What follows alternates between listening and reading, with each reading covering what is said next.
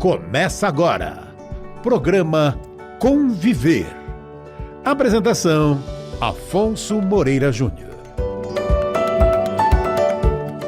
Boa tarde a você que nos acompanha pela Rede Boa Nova de Rádio, pela TV Mundo Maior, emissoras da Fundação Espírita André Luiz e também pelo nosso portal mundomaior.com.br. Seja bem-vindo ao programa interreligioso inteiramente dedicado ao diálogo interreligioso. Nós estamos com muita satisfação recebendo no programa Conviver de hoje, que está sendo gravado, a monja Reishin Gandra. E na pauta do programa, budismo, do A ao Z. Monja, boa tarde. Boa tarde, Afonso. Como vai? Que alegria. Obrigada pelo convite. Mais uma oportunidade de estar com você. Monja Reishin Gandra, ainda que pelo Zoom, sinta-se acolhida na Fundação Espírita André Luiz. Peço a todos aqueles que estão nos assistindo, nos ouvindo nesse instante, que mandem sugestões, críticas, comentários. Temos recebido um material muito bom por intermédio do nosso e-mail, afonsomoreirajunior@gmail.com. Eu repito, afonsomoreirajunior@gmail.com. Inclusive, não vou fazer segredo, que a monja Reishin Gandra está aqui conosco hoje por sugestão daqueles que nos acompanham, telespectadores, ouvintes e internautas que acompanham aqui o nosso programa, que estavam com saudades e perguntaram para mim, por que a monja não vai mais no programa? A resposta está aqui hoje. Monja, eu quero falar um pouquinho a seu respeito, para aqueles que ainda não a conhecem, que vão conhecer o seu lindo trabalho. A monja Reishin Gandra é do budismo Zen, da tradição Soto Zen, do Japão. Ela é discípula da monja Koen Roshi, monja zen budista. Orienta práticas de meditação zen, o zazen, e é facilitadora docente de cursos de budismo. Ela tem formação em pedagogia, com experiência profissional no governo do estado de São Paulo. Contribuiu na formação e capacitação de servidores de prefeituras municipais e de órgãos estaduais para a implementação de políticas públicas das áreas sociais, direitos humanos, meio ambiente e em movimentos de cultura de paz e não violência. A monja promove rodas de conversa, olha aí que interessante, rodas de conversa como atividade de meditação zen. Ela é fundadora do Centro Budista Soto Zen, Dailkashin, espero que vou aprender a pronunciar, Zendo em Ibiúna, aqui em São Paulo, onde atualmente propõe atividades zen que merece a nossa visita, a nossa participação. Musicista ainda, comunica som como expressão do interser. Nós vamos começar, são muitas as perguntas que chegaram, mas eu conto aí com a capacidade da síntese da nossa querida monja Reishin. Monja, a senhora poderia nos explicar o que é o Zen budismo e como ele surgiu? Eu queria aproveitar nesse momento, acrescentar também a minha pergunta. Quando nós somos apresentados a um monge, a uma monja, nessas reuniões interreligiosas, e aí ele sempre diz, eu sou dessa tradição, eu sou daquela, eu sou daquela, eu sou daquela. Eu fico assim, falo, meu Deus, o quanto que eu tenho a aprender. Quantas tradições. Só explica um pouquinho do que se tratam essas vertentes, por assim dizer, budistas. É importante, obrigada, Afonso, obrigada por me convidar e todos que estão aqui, né? Que nós possamos caminhar juntos nessa tarde. Como todos sabem, né, o budismo histórico, né, surgiu na Índia com Siddhartha Gautama, o indiano. Eu não vou falar sobre a vida de Siddhartha, mas foi um indiano que encontrou a doença, a velhice e a morte, um jovem, e aí ele viu um renunciante, ele falou, eu quero compreender o sentido da vida, porque adoecemos, porque, né, envelhecemos e morremos, o que é isso? Aí ele viu um renunciante e seguiu esse renunciante, saiu de casa, tem toda uma história, tinha um filho, né? Mas ele saiu e foi praticar meditação, foi praticar práticas muito austeras na Índia antiga, 600 anos antes de Cristo, né? 600 anos antes de Cristo. E foi praticando até que ele teve o grande despertar, né? Pela prática da meditação, que a gente chama pela prática do zazen, do sentar em presença absoluta. Ele teve um grande despertar. Então, o Siddhartha Gautama, ele se tornou um Buda. Buda, em sânscrito, significa desperto, não é nome pessoal, né? É uma condição da consciência. Então, todos nós temos essa condição da consciência, de nos tornar Buda, de despertarmos para tudo que existe, né? O sentido da vida e da existência. Ele teve esse despertar, se tornou um Buda. E ele ensinou até os 80 anos de idade. Teve muitos discípulos. Muitas pessoas veem uma imagem de Buda deitado assim, né? As pessoas pensam que o Buda está descansando, né, dormindo. Quem já viu essa imagem desse Buda deitado? Na verdade, era Shakyamuni Buda, né, que estava fazendo o seu último sermão antes de entrar em Parinirvana. A gente não fala que Buda morreu, nós falamos que ele entrou em Parinirvana, na grande paz. Então, ele aos 80 anos entra em Parinirvana. Nesse momento, há um concílio, os seus grandes discípulos, que se tornaram grandes mestres, se organizam, uma espécie de um concílio, né? Organizam os ensinamentos, eu estou resumindo bem, né? Não estou entrando em detalhes. Criam-se duas grandes correntes, e aí esses discípulos se espalham pelo território da Ásia inteira, né? E ao espalhar para a Ásia, depois vai para a Europa, né? Nesses 2.600 anos, né?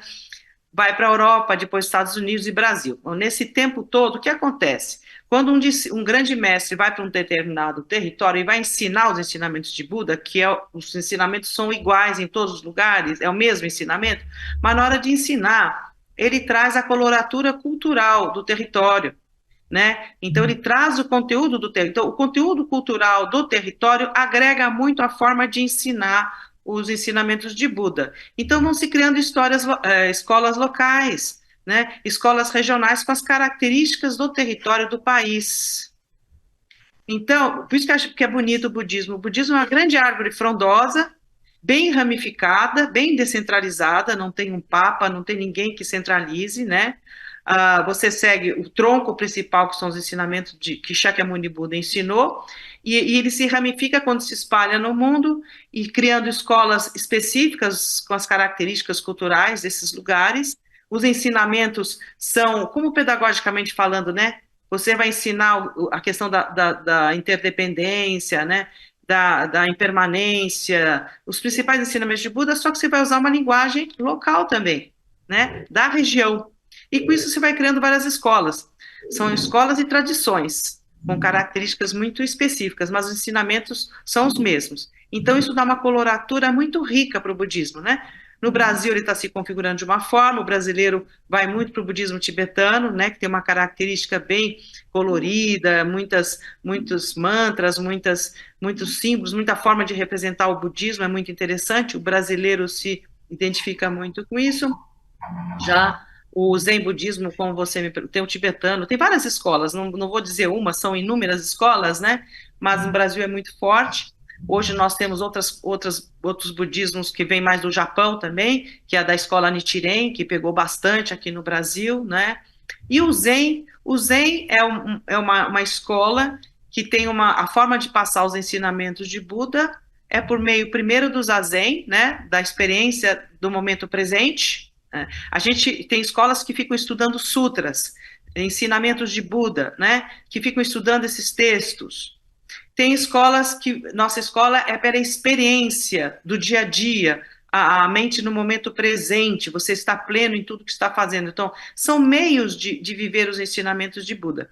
E assim, é muito mais, né? Eu poderia contar a história do Zen, com o Bodhidharma, que foi um monge que veio da Índia até a China, e aí era um monge que ficava na caverna olhando para a parede, era um monge sentado, um monge do silêncio, um monge que não falava, né? Mas vivia a experiência do Zen, né? E isso ele passou em toda a China. Já existia o budismo na China, mas esse tipo de prática muito peculiar que o Zen traz, né? Começou com o Bodhidharma, mas na verdade Shakyamuni Buda sentou em silêncio. Então a gente resgata esse sentar em silêncio. A gente resgata esse sentar em Zen. Monja Rishin, a senhora é brasileira. A senhora é de uma família tradicional. Como é que a senhora foi parar no budismo? Me conta essa história. A senhora acordou e de repente, agora eu sou budista. Como é que é isso? Eu não sei como é que eu conto respondo de maneira clássica, de maneira mais emocional, de maneira mais pedagógica. Não sei como é que eu vou responder. Como é que eu cheguei no budismo? Foi numa aula de educação ambiental no Instituto Florestal em São Paulo, na década de 80, né? Que chegou, na aula de educação ambiental, chegou um senhor para a gente fazer uma experiência de zazen. Aí a gente fez, gostei daquela experiência da respiração consciente e tal. Não é o mindfulness que eu estou falando. Diz que mindfulness foi uma coisa que é muito recente, né? Que vem sendo dita ultimamente. Não se falava ainda disso. A gente fez a prática lá de respiração, de perceber tudo que existe e tal. Aí depois eu gostei e fui em São Paulo e fui visitar. A Monja Coen tinha chegado do Japão na década de 90, e fui assistir uma palestra dela, né? E a Monja Coen é da mesma escola a qual eu estou vinculada, ela é minha mestra, né? E o jeito dela falar, dela ensinar, de passar os ensinamentos, me encantou por demais. Minha formação foi cristã, judaico-cristã, estudei nas Marcelinas, 14 anos, né? As irmãs Marcelinas, sempre tive uma cultura católica muito, muito clássica, de muito estudo, né? A gente mergulhou muito nos ensinamentos do catolicismo. Não fui uma praticante superficial, né, que vai à igreja. A gente tinha ensinamento, né, estudávamos. Mas esse translate, essa mudança de um estilo, de uma religião para outra, deu certo quando eu parei de comparar, né? Quando eu parei de comparar, e eu até brinco com as Marcelinas, minhas queridas Marcelinas, que eu até gosto de cantar o hino delas às vezes, né? Mas foi o momento mais feliz da minha vida quando eu estudei 14 anos com elas, né? Lá na Cardoso de Almeida. Elas me ensinaram a ser religiosa. Então, o meu aspecto de monja, eu devo às Marcelinas, né? Meu aspecto religioso, eu devo a elas, né? Eu sou monja budista, mas muita coisa eu sei que foi de influência religiosa. Mas aí eu comecei a acompanhar a Monja Coen, né? A Monja Coen Hiroshi, estou com ela há mais de 26 anos, 27 anos, né? E o Zen budismo me atraiu demais, né? A resposta emocional, eu falaria para você. Eu estava no fim de um relacionamento amoroso. Estava com a cabeça em frangalhos. Aí fui fazer zazen e eu me senti muito bem. Parece que eu me coloquei no meu eixo, em mim mesma, e comecei a compreender o que estava passando comigo. Aí não larguei mais. Então fez muito bem. Aí eu percebi que eu me equilibrei emocionalmente. Então teve um efeito emocional também, o Zen, né? Me fez bem para minha saúde mental. E aí não larguei, fez bem para minha saúde mental. Fiquei uma pessoa um pouco menos desequilibrada. Vocês não percebem? Estou brincando. Olha Mas quem fala. me deu muito eco no sentido, e os ensinamentos de Buda nessa linguagem, para mim, foram muito importantes. Nessa introdução, aqui cabe uma pergunta que é de vários amigos que fizeram de vários jeitos, mas eu, como sempre, eu vou resumir. A senhora, como mulher, uma mulher bonita, toda mulher tem a sua vaidade, essa questão do cabelo, de raspar o cabelo, isso doeu? Eu me refiro naturalmente à parte interior, psicológica. Doeu, foi desagradável? A senhora adiou isso aí? Como é que foi isso? Tem que raspar o cabelo. Então, eu tenho a cabeça raspada desde 2008. E eu trabalhava no governo do estado de São Paulo, né? Ano passado que eu saí, 39 anos lá. Mas eu raspei a Monja Coen falava assim: você não vai deixar o cabelo raspado, eu tenho certeza, você não vai aguentar, porque eu trabalhava na área pública, né?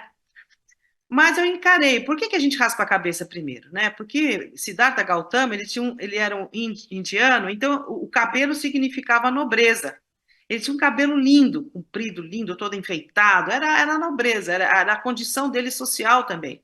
Quando ele sai de casa, ele viu o renunciante que tinha a cabeça raspada, ele raspa a cabeça dizendo assim: eu não tenho vínculo com família, né? Eu não, ele raspa a condição dele, vamos dizer, de nobreza, né? E se coloca como um andarilho, como um renunciante, né?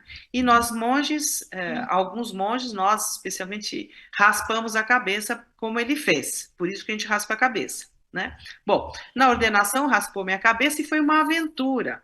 Ao contrário, eu sempre nunca me incomodei com a cabeça raspada. Foi uma aventura. Eu sabia que era um voto, que eu estava fazendo isso porque Siddhartha fez, né, no seu caminho, eu raspei, e o mais bacana é que eu mantenho raspando ainda. Há alguns monges que não raspam, deixam um pouquinho maior, né, uns já deixam o cabelo comprido, essas coisas estão acontecendo de maneira diferente em algumas tradições.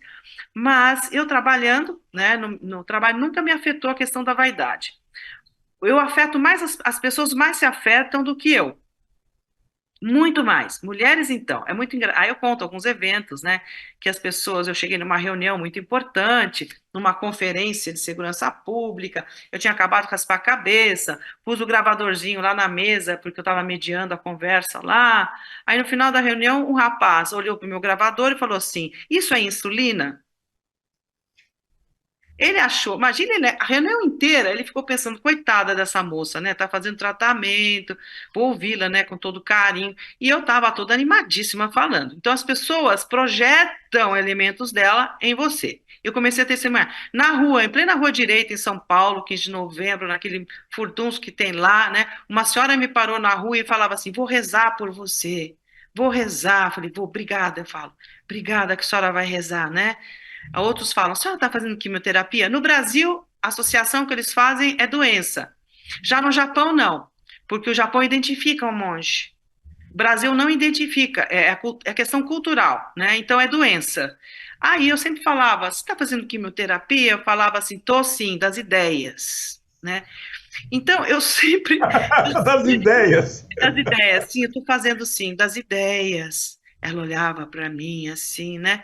Então, para mim nunca foi problema a questão de raspar a cabeça, né? E sempre foi. E a sensação da chuva, a sensação, as primeiras vezes, o primeiro período que eu raspei a cabeça, estava muito sensível. Eu tô com o cabelo comprido, hein? Estava muito sensível. A folhinha tinha uma gota da água da chuva, eu passava embaixo, assim, aquela aguinha. Fazia zzz. Eu curti muito no sentido de experiência de uma cabeça raspada, mas nunca tive problema de vaidade. Ao contrário. Monja, eu vou dar uma de Rainha Vitória aqui. A senhora mencionou várias vezes a expressão renunciante. Se eu não soubesse o que é renunciante, como é que a senhora me diria do que se trata? Sabe aquelas pessoas que querem entender o sentido da vida e largam tudo? Lá na Índia, né, você tinha a questão das divisões das classes sociais muito rígidas, né? Os brahmanes, que eram os grandes sacerdotes, né? O topo da coluna da pirâmide, né? Você tinha os agricultores, os que trabalhavam com a terra, né? Você tinha os brahmanes e tal, e tinha até chegar nos párias, né? Que eram os mais que só limpavam excrementos, não tinha a mínima chance naquela sociedade, né? Então, o sistema de castas na China, na Índia, é muito muito rígido. Eu não sei como está hoje, mas na época de Shakyamuni Buda, muito pesado, né? E nesse meio tempo, muitas lideranças, até mesmo pessoas de uma determinada classe, elas queriam entrar num processo de entender o sentido da vida. Então, eles renunciavam. Renunciante vem de renunciar.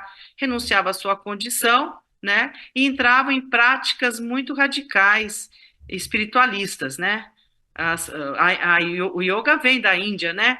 Então eles praticavam muito respiração, muitos sacrifícios com o corpo. Então eram pessoas que iam mesmo renunciavam, eram os renunciantes e faziam essas práticas intensivas, né?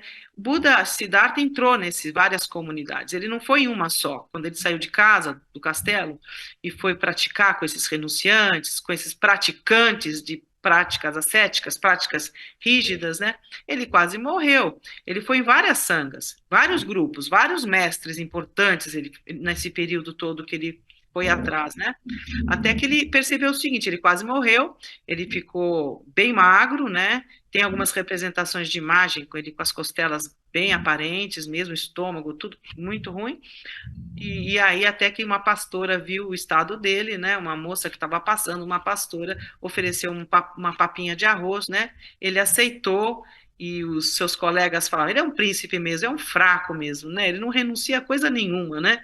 Mas ele aceitou esse alimento, porque ele falou, se eu morrer, eu não vou descobrir o sentido da vida, né? Então aí nesse momento o budismo mostra o caminho do meio, que é muito importante, né? A gente não tem que acabar com o nosso corpo, colocar o nosso corpo nos limites. Nós temos uma consciência, várias consciências, e nós temos que estar sadios, sadios para trilhar a espiritualidade, gente. Espiritualidade não é escapismo. O mundo está assim porque todo mundo se pendurou em religiões que cultivam um mundo paralelo. Essa é minha última fala agora é essa, sabe? Ah, aqui é o inferno, eu vou buscar o paraíso. Então eu vou rezar para um paraíso, aqui é o inferno. Sempre rejeitando o mundo é ruim, né? As pessoas são ruins, o mal existe no mundo, então eu vou querer uma coisa muito paralela, e fica estimulando o mundo paralelo, né? E a gente não cuida desse mundo. E a espiritualidade no budismo é cultivo, né? Cultivo de uma mente sadia. Então nós temos que estar sadios. Nós temos que estar sadios para praticar a espiritualidade. Monja, é uma pergunta comprida aqui, mas que é muito interessante e é meio recorrente aqui nas questões que nós recebemos. Algumas linhas de pensamento do budismo acreditam que uma pessoa que morreu pode reencarnar em um corpo de animal. E se todo o universo e a vida seguem um caminho de uma única direção, que é o progresso e a evolução, seria um tanto discrepante achar que uma pessoa pode, na próxima existência, na próxima vida, ser um cachorro, por exemplo? Qual a sua opinião sobre essa questão? Eu gostaria de ser cachorro na outra vida, porque para mim cachorro é muita graça, né? Olha, tem muita confusãozinha aí. O budismo não fala, algumas tradições falam de reencarnação, mas o budismo fala de renascimento, né? Não existe um eu evoluindo no budismo, né? Uma substancialidade que evolui, né? No budismo não tem a questão da alma, é anátema. Nós somos aqui, você, eu, na compreensão do budismo, várias vidas ao mesmo tempo. Vidas quais? Meus pais, meus avós, meus tataravós, todo o DNA do universo está aqui. Se eu estou aqui, a cor da minha pele, o meu jeito, vem de várias vidas, de outras condições de vida. Então, esse eu que está aqui, ele é essa teia da vida, né? Então, quando se fala, eu já ouvi falar essa questão de voltar para uma condição anterior, tem escolas que falam, mas no sentido de como estar a sua consciência naquele momento em que você morre, né?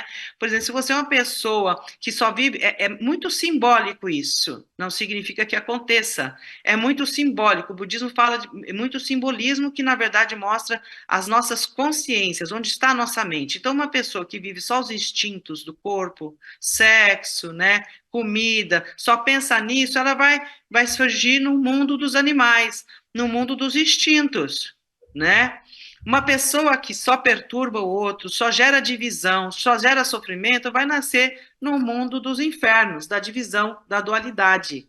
É isso que o budismo fala, né? Então, a gente renasce de acordo com as condições das coisas que nós estamos fazendo nessa vida. Inclusive, o budismo fala assim: a gente pergunta, vamos falar sobre a morte? Não. Para falar sobre a morte, nós temos que falar da nossa vida. Como nós estamos levando a nossa vida? Conforme nós estamos levando a nossa vida, os karmas, né, que a gente está deixando, as marcas que a gente está deixando, é que vai pautar a nossa caminhada nesse cosmos, né? Isso é que vai pautar suas escolhas, suas decisões, né? Se vai voltar a ser cachorro, então você preste atenção no que você está fazendo da sua vida, né? Por quê? Animais, né? A questão muito instintiva e tal. Agora tem o mundo das deidades, dos deuses celestiais. São pessoas que estão com a cabeça super libertária, em harmonia, né? Estão em contentamento. Então a mente dela vai para condições, né? Nesse sentido. Então, o budismo vincula muito o que a gente faz, fizemos, né, a teia de causas e condições, e o que a gente cultiva, como a gente vive, e que é isso que vai determinar a nossa sequência na nossa trajetória. Nós quem? Eu quem? As nossas causas e condições. Por exemplo, se eu estou falando aqui para vocês, é meu pai falando. Né? Toda a influenciação que eu tive do meu pai, da minha mãe, dos meus avós, então eu estou falando isso, eles estão juntos aqui comigo. Então não existe um eu separado do budismo. Essa é a grande questão que é muito difícil de entender, né? Nós estamos conversando no programa Conviver, convivendo aqui com a monja Reishin Gandra, na pauta budismo, do A ao Zen. Monja, a ideia que a maior parte, ou pelo menos muitas pessoas têm da vida de um monge, de uma monja como a senhora, é aquela coisa mitológica que chegou por intermédio de uma literatura do Lobsang Rampa, aquelas coisas do Kung Fu.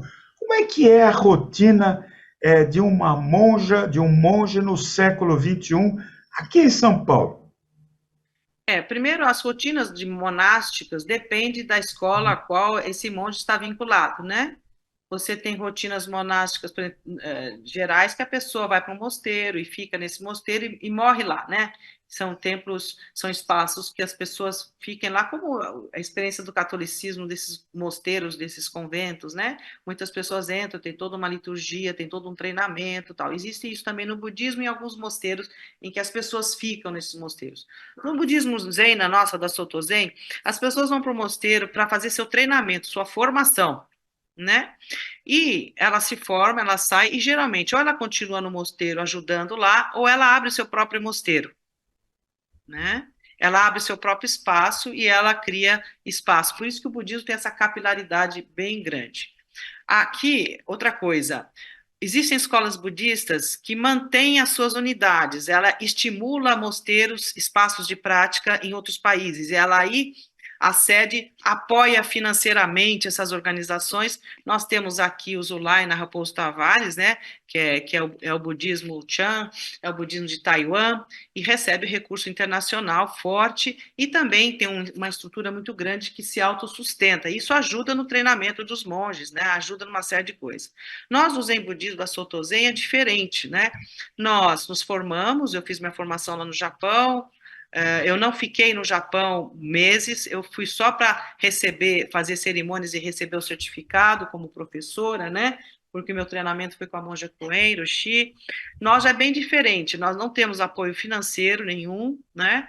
É o esforço do monge em ter seu espaço, e sai do seu próprio bolso, né? Então, por isso que eu trabalhei 39 anos no governo. O governo, o meu salário me ajudou a ter minha casa, que eu já vendi, e comprei aqui esse espaço que eu tô, né? Investi aqui, mas é tudo por meu recurso. E aqui, nós monges da Soto Zen, da nossa tradição, a gente precisa trabalhar.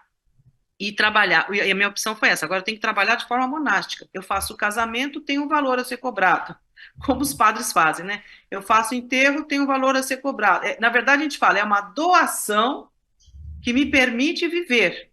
Hoje eu estou totalmente nessa condição. Então, eu faço uma vivência zen, a gente pede uma doação, né? Então, eu estou agora, a gente fala carreira, uma carreira solo, mas eu estou institucionalmente, mas a instituição não ajuda. No budismo, é bem assim. Agora, você tem outras tradições que ajudam bastante seus monges, seus praticantes. Já que a senhora tocou aí dessa beleza de cidade, esse pedacinho do paraíso, Ibiúna, eu pergunto, o que a senhora está fazendo aí em Ibiúna, monja Reishin Gandra? Olha, eu sou uma pessoa paulistana, né? Da gema, da clara, do ovo, da galinha. Sou aquela paulistana mesmo, né? Gosta de passear no Viaduto Chá, né? Sou de uma referência de um centro de São Paulo que tinha Copenhague lá na Praça Patriarca. Hoje não existe Copenhague nem Praça Patriarca. Existe a Praça. Enfim, trabalhei. Meu último trabalho foi na Rangel Pestana, né? Mas eu não gostava, não. Porque eu trabalhava na Fundação Faria Lima Cepan, que era na USP. Então, quando eu morava em São Paulo, eu sabia onde ficar para não ficar tão perturbadinha, né? Mas sou paulistana. Bom, o que aconteceu? Eu sempre gostei da área ambiental, do meio ambiente, da natureza. E aí eu tenho um sítio aqui, 33 mil metros quadrados, que eu nunca fiz nada. É aqui em Caucaia, em Cotia. Nunca fiz nada. Porque para você fazer, você tem que ter caseiro. Eu nunca tive estrutura, sempre fui sozinha nos meus empreendimentos, né? Então, eu deixei o terreno, tá lá, 33 mil metros quadrados, aqui pertinho. Depois, passando por aqui, recentemente, desde 2021, me mostraram esse espaço. Esse espaço, para vocês saberem, foi também da Rita Lee. Rita Lee teve essa chácara aqui na década de 90, se não me engano, morou aqui nesse espaço, que era um espaço muito bonito, muito cuidado. Aqui tem uns 40 anos, mais ou menos, esse espaço. São 3, 4 unidades, né, construções, que quando eu vim aqui, e foi também casa de dependentes químicos, houve muito sofrimento aqui, houve muito maus tratos, né, os dirigentes daqui realmente realizavam maus tratos os dependentes químicos, tanto é que foi interditado. Então, esse espaço aqui tem uma história, né? E aí, eu, quando entrei aqui, eu vi o potencial, eu vi o futuro aqui. Aí fiz essa loucura, né? Saí de lá, comecei a reformar desde 2021 aqui, só reformei essa casa-mãe e uma outra casa lá, porque o din-din terminou, né? Mas eu fiz o básico, aqui já dá para girar, dá para fazer retiros, está muito gostoso aqui. E aí mudei para cá. Quando eu mudei para cá, Afonso, né? Teve uma chuva tão forte que começou a chover aqui dentro, né? O Ave chão, Maria. o chão era ardósia e tinha muita aranha, sabe? Aqui é muito mato, né? E começou a chover. O que que eu fiz? Sentei aqui na soleira da casa, assim, o que que eu faço agora, né? Aí eu fiz uma reforma, troquei as 4 mil telhas do telhado, troquei todo o piso da casa, entrei numa obra fortíssima para poder dar certo. Então eu me vi diante de uma coisa assim que eu tive que assumir sozinha. Aí que eu vendi minha casa em São Paulo e fiz toda a obra aqui, né? E precisou, e agora está super bonito. Foi pessoas daqui, as janelas foram adquiridas aqui, os bancos de meditação foram feitos aqui.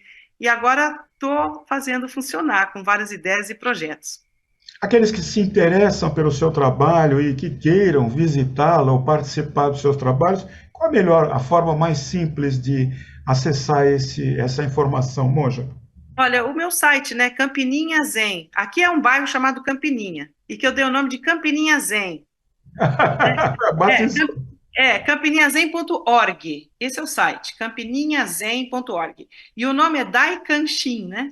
Daikanshin Zendo. É o nome japonês que significa grande observar dos corações, ou observar de compaixão, né? Daikanshin Zendo. E você acessa o meu site, lá tem o e-mail, campininhazen@gmail.com, e tanto no site vê a programação, quanto quiser falar comigo, pode ser pelo antigo e-mail, né? Eu ainda falo por e-mail. E tem meu celular, mas meu celular com WhatsApp é meio complicadinho. Mas, o Afonso, aqui eu quero mesclar toda a minha experiência pública, né, que eu tive, com a prática do budismo. Por isso a coisa das rodas de conversa, ou toró de parpite, né? Ou, conversas sobre políticas públicas, eu quero trazer aqui professores, eu quero trazer políticos, porque eu trabalhei com essas pessoas, com lideranças, com gestores, fazer uma prática de meditação aqui, depois conversar. Eu quero mexer muito nesse público, sabe? Porque foi um público que eu aprendi muito com eles, né? E agora a gente vai ter eleição de prefeituras, né? Mais de 5 mil prefeituras no Brasil, gente, em que vai estar mudando prefeitos, prefeitas e vereadores. O Brasil vai estar fervendo, fervendo, fervendo, e a gente precisa ajudar na lucidez. Na lucidez, o que todos os gestores públicos devem querer é o bem de todos, né? Uma sociedade pacífica, não é isso? Em que todos não precisam ficar na fila para esperar a prótese, em que as pessoas têm acesso a medicamentos, todo mundo tem acesso à educação. Acho que todo mundo quer isso, né? E isso é zen, isso é espiritualidade, isso é cuidar de nossa família humana. É isso que a gente precisa voltar a fazer, cuidar da família humana, né? E esse é o propósito daqui. Monja, com todo respeito, com todo carinho, mas com o bom humor que não pode faltar nunca, e a senhora é um exemplo de bom humor, sempre bem-humorada, alegre. Se de repente alguém bate aí na sua porta e de repente na porta aí do seu retiro, do seu centro, e pergunta: olha, eu quero ser monge, como é que eu faço? O que a senhora vai responder? Ó, tem uns banheiros aqui para você limpar. Você limpa para mim? Olha só. Não, Olha, existe muita fantasia, né, sobre a vida monástica. E eu falei isso para vocês, mas assim, o SAMU, a faxina, na nossa prática do Zen, é tão importante quanto a meditação. Quer dizer, a gente cuidar do espaço, da higiene, trabalhar bastante, né? Isso é o sagrado, né? Que está em tudo que existe. E quando a gente fala de limpar as coisas, e limpar banheiro, limpar essas coisas que ninguém quer mexer, né? Você vai vendo onde você está, né? Quantas coisas a gente precisa mexer em nós mesmos nessa prática de ser monge, né? Agora, a pessoa tem que ter uma prática de pelo menos uns 7 anos de prática no budismo, né? Ela precisa estar numa comunidade e que ela se identifique com essa comunidade. E ela precisa se conhecer. Como tem muitas fantasias em relação a isso, mas tem o desejo. Se existe o desejo desse sentido de se tornar um monge ou um religioso, primeiro precisa ter a prática cotidiana da simplicidade, né? Das coisas mais simples da vida, ralar mesmo nisso, né? Estar sempre a serviço e que o monge ele vai sendo feito. O monge é dedicação, é serviço, né? É serviço, não é um status espiritual, né? O que muitas vezes acaba acontecendo. As pessoas vão se achando, mesmo praticantes budistas, recebem os preceitos, vão se achando. O tempo todo a prática budista é um espelhamento de nós mesmos, como nós estamos, de forma honesta e sincera. Agora, quem deseja ser monge, tendo uma estrutura, a gente começa um treinamento, mas em lugares que tem estrutura para treinamento, né? No caso, eu já indicaria essa pessoa, primeiro, a fazer práticas incessantes de zazen, frequentar o espaço alguns anos, né? Fazer retiros, bastante retiros. Se ela ainda continua, aí eu passaria para a minha estrutura na Liberdade em São Paulo para treinar essa pessoa. Agora, a nossa, do Zen, tem que ir para o Japão. É outra coisa. Nem todo mundo tem recurso para isso. Um treinamento para ele ser reconhecido, ele tem que ir para o Japão, pelo menos ficar 3 meses lá. Quem tem recurso brasileiro para ficar 3 meses? Quem tiver, aproveita. Então, vai direto para o Japão, não fica perdendo tempo aqui. No nosso caso, do Zen Budismo, né? Da Soto Zen. Depende de cada instituição budista. muito bem, nós estamos conversando com a monja Reishin Gandra, que é do budismo Zen, da tradição Soto Zen do Japão, discípula da monja Koen Roshi. Na produção do programa Conviver de hoje, Alex Monteiro e Fábio Bettinassi. No apoio à produção, Regina Prata. Na divulgação, Silvana Zandomeni. Nos trabalhos técnicos, Jefferson Carvalho. Na edição, Edi Pontes. Apresentação, Afonso Moreira Júnior. Coordenação de Guiomar Santana. Supervisão de Júlio Sena. Faltando aí aqueles 4 minutos para encerrar o nosso programa de hoje, que ficou pequeno, que a senhora é muito grande, a senhora não cabe aqui. A senhora não cabe, é muita coisa, muita pergunta. Eu vou ser muito criticado. Você não perguntou isso, não perguntou aquilo. Não deu tempo. Eu queria que a senhora deixasse uma mensagem a essas consciências aflitas, com a guerra no leste europeu, com as desgraças que estão acometendo as grandes metrópoles brasileiras, com a corrupção que está comendo por toda parte. Por essa eleição, os políticos estão deixando de administrar para se preocupar em se promover, em se reeleger. No meio de todo esse imbróglio, eu peço à senhora aquela mensagem que eu sei que vai brotar do seu coração e da sua razão budista. Eu acho que, primeiro, a gente não deve julgar nada e ninguém, né? A gente está sendo muito crítico, muito rígido a tudo. A gente precisa compreender o que está acontecendo no mundo, né?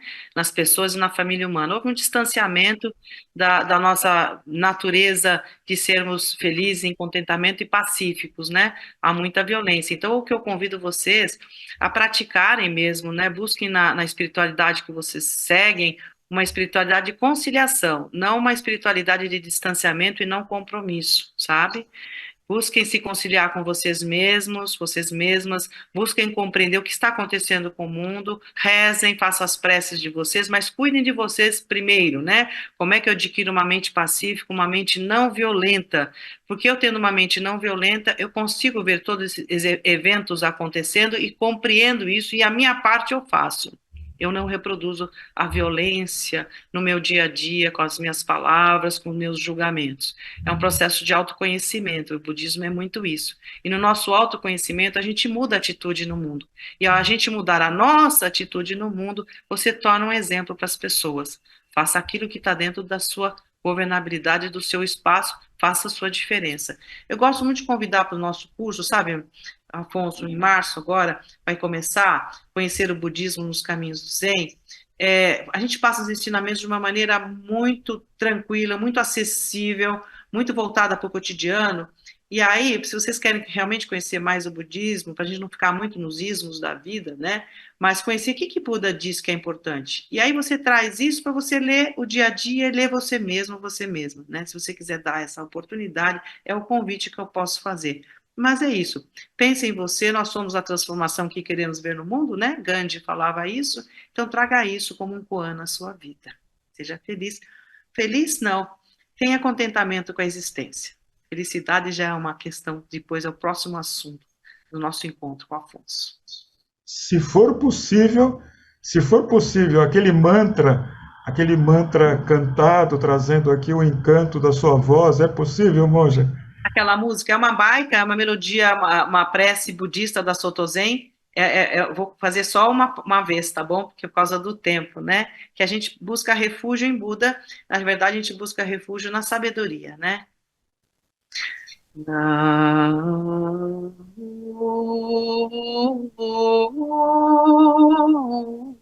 Shi Chakanyorai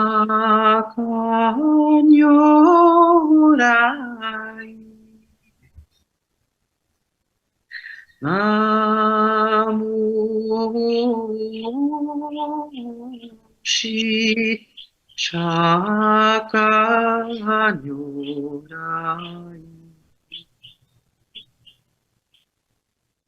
A bênção de todos os Budas a vocês. Obrigada, Mais uma vez, o nosso muito obrigado, monja. Deus a abençoe, a ilumine. Muita luz e muita paz em Ibiúna, na sua casa, no seu retiro, no seu centro. E em breve, na primeira oportunidade, nós pretendemos estar aí agradecendo o seu carinho, o seu respeito aqui pelos espíritas com Allan Kardec.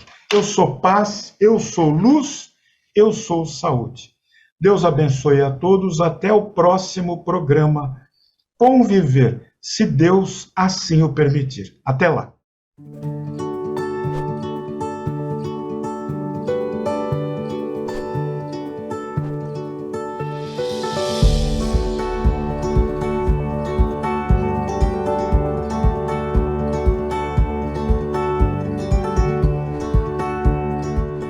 Você acompanhou Programa Conviver.